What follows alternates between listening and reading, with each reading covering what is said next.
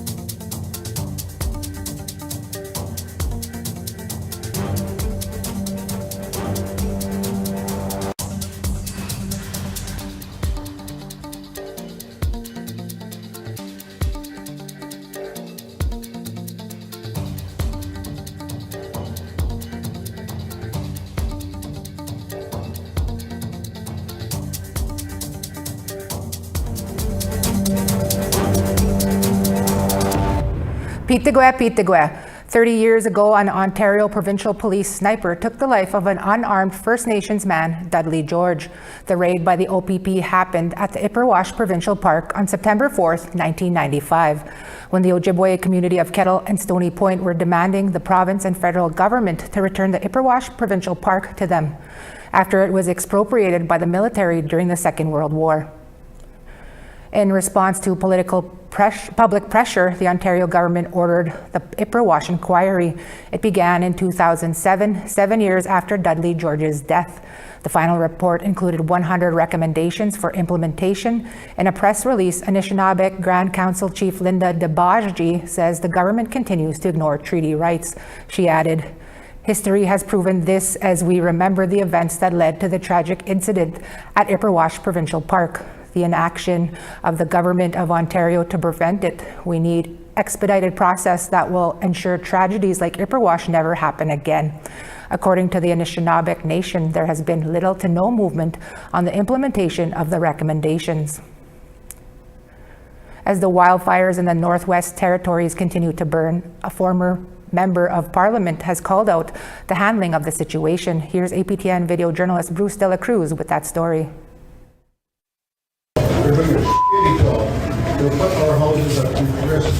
That's former Member of Parliament Michael McLeod, who served the federal riding of Northwest Territories for 10 years.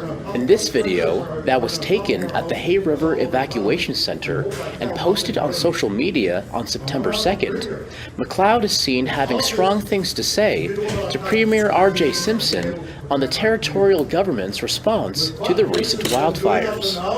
A community is going to burn. Whether it's our community, Wati, or January, some place is going to burn if you don't do anything until the fire is at our doorstep.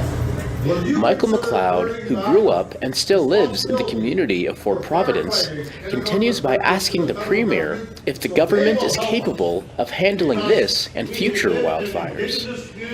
Will you consider turning back the responsibility for firefighting in the Northwest Territories to the federal government so they will help us?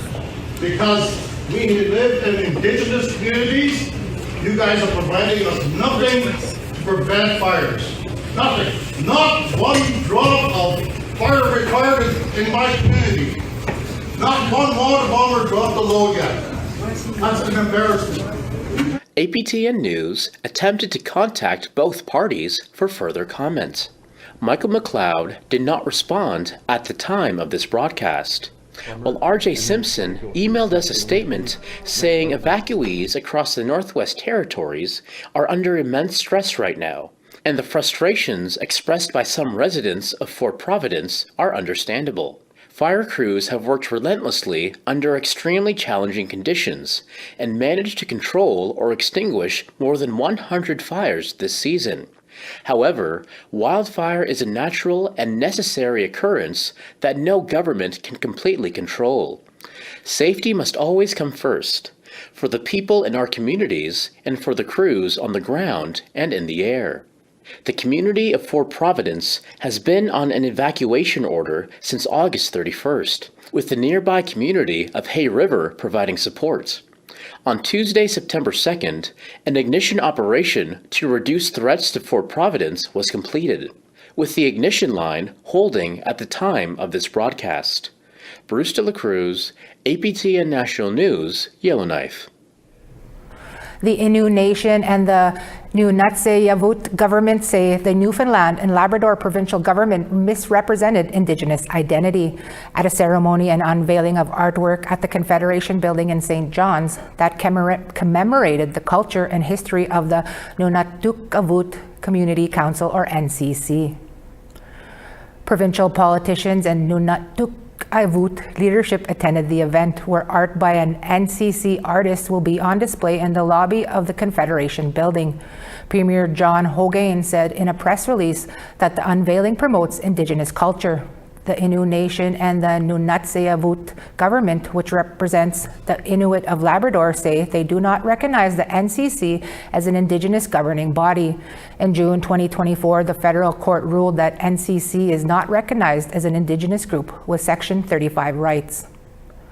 Johannes Lamp is the president of the Nunavut government. He says the province is acting as a surrogate for a group making false claims. We're always looking for your feedback or story ideas. Here's how you can continue the conversation.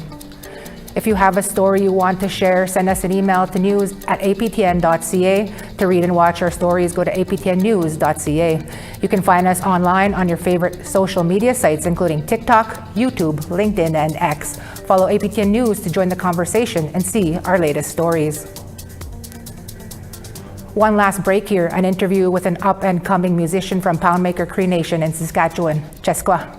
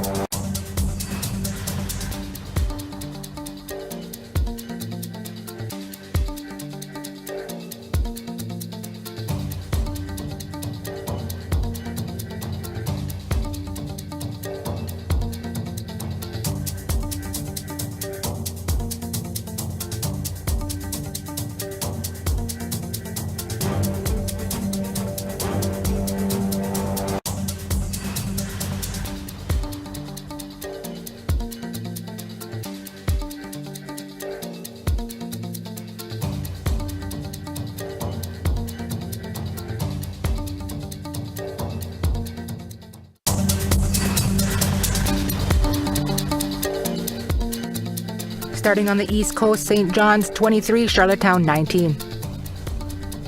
Kuujjuaq 10, Nain 12. Chibougamau 8, Quebec City 17. North Bay 12, Toronto 17. Kapuskasing 13, Wawa 14. Churchill 10, Thompson 17. Barons River 16, Brandon 14. North Battleford 16, Regina 16. Uranium City 9, La Ronge 19. Over to the west, High Level 25, Grand Prairie 27. Edmonton 29, Lethbridge 31. Bella Coola 16, Campbell River 20. Dease Lake 15, Smithers 13. Old Crow 13, Whitehorse 17. Norman Wells 13, Fort Simpson 24. Tuktoyaktuk 5, Colville Lake 10. Cambridge Bay 6, Chesterfield 6. Arctic Bay 0, Iqaluit 5. Tawau, welcome back. A new and upcoming musician, Love Tatus from the Poundmaker Cree Nation in Saskatchewan, is busy working on her debut album. However, she has already hit more than 100,000 streams on Spotify with her new songs Mama, Matriarch, and Relate. The Edmonton-based singer describes her sound as UK soul and grew up listening to Amy Winehouse and Juno Award-winning artist Fawn Wood. Here's Krisa Najkute with that interview with Love Tatus. Love Tatus, thank you for speaking with us. You are currently working hard on your first big debut album, but you already hit more than 100,000 streams with your songs Mama and Matriarch and your new song Relate. Can you tell us why you wanted to pursue a career in music?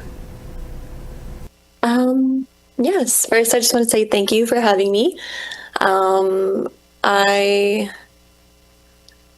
I think the biggest thing for me was trying to find a platform of something that I could use or I could share things that I believe would help others. And through my music and through my passion of art and creativity, I found that niche for myself. I used to work with high-risk youth, and I worked different means of frontline work with mental health and stuff. And I just found that for me, carrying the same motive, using music, was the reason why I was like, okay, I want to do this. I want to send a good message through my music. So, yeah. Spoken from the heart, and definitely some heart work there as well. And Love, can you tell us about where you're from and where you grew up and how that helped shape what you sing about? You talked about it a bit there. Yeah, I grew up in a small reserve called Poundmaker Cree Nation, located in Treaty 6 territory, which we now call Saskatchewan, Canada. I grew up very humble and remote. I didn't have access to, urban living for a while, well into my 20s. So I definitely appreciate that calm style of living. It really created this beautiful narrative for me on what it is to be Indigenous and what it is to be an artist, because I think back to, living on the reserve, and it's people are so just back in the day when I used to live there, we didn't have a lot of social media, we didn't have a lot of cell phones. So it was like, you go visit your kukum, you go visit your aunties, and you spend a lot of time with your community, and, you go to all the local round dances and local powwows, and I have nothing but good things to say about it. And I think it's affected the way that I carry myself, because there is a part of me that forgets that the rest of the world isn't necessarily like that. So I think it's just, I try to carry that sense of community everywhere I go as well with my music. I try to create, like, we are just regular people, you and I, you know what I mean? And we do certain things, and Yeah, no, I totally get it. Who was your inspiration growing up that got you thinking about a music career, and which musicians are helping you now on this journey? I think growing up, I didn't really have a specific person in mind that I was like, okay, I want to do music because of this person. For me, music was always something that I did just to express myself, and I enjoyed it, so I kept it to myself. And I was always somewhat of a closet singer, I guess you could say.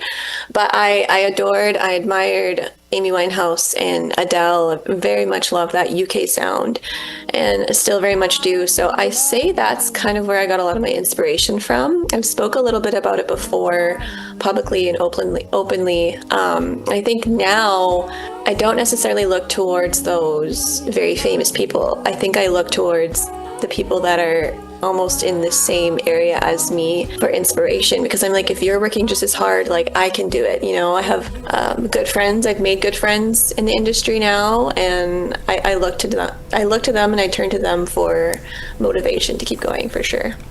Well, that's great. And your music is already being featured in the film Nika and Madison, a film that we talked about on this show. Can you tell us when your album will be released and what listeners can expect? That was a very exciting opportunity. I was super happy about it. My album is probably going to be coming out early next year, which is Nehia Ways. That's what we like to call our New Year's. So for a new fresh start to the year. I'll be releasing my album. I was planning to release it at the end of 2025. However, I just decided that it'd be best to wait. So putting a little bit more energy into that. When it is ready to be released to the world, I'm super excited. It's different. I think a lot of people are going to be surprised because, you know, Matriarch was so different from Mama, and then Relate was just, it has these different types of like rhythm and everything. And the next song that I'm doing, Sister Era, which is on Nika and Madison, is completely different, but at the same time very unison with all the other songs. So it's really cool. I'm very excited, and yeah. Finally, we got about 20 seconds left, Love. What's your words of advice for other young Indigenous artists out there who want to start singing but don't know where to start? I think if you have the means, look into getting into some type of programming. If you are able and you have access, definitely look out for those structured programs that will help you understand, you know, music theory and the industry and all that type of stuff. Get a mentor, get somebody that is a couple steps ahead of you, that has the time to tell you, hey, this is what I think you should do, and self-practice every day, sing every day, practice every day, explore different genres, you know, really find your niche so that you know yourself. Love Tatus, we'll have to leave it there. Thank you for your time, and we wish you all the best on your album, and we can't wait to listen to it in November. All right, perfect. Thank you. Have a good day. Some humble words of advice there, Love. And that's your daytime newscast for this Monday. Mino Puna Panil. Join me and the crew again at 6 p.m. Eastern. Until then, from all of us at APTN National News, Egasi, Kitom, Kawapamitinanaw.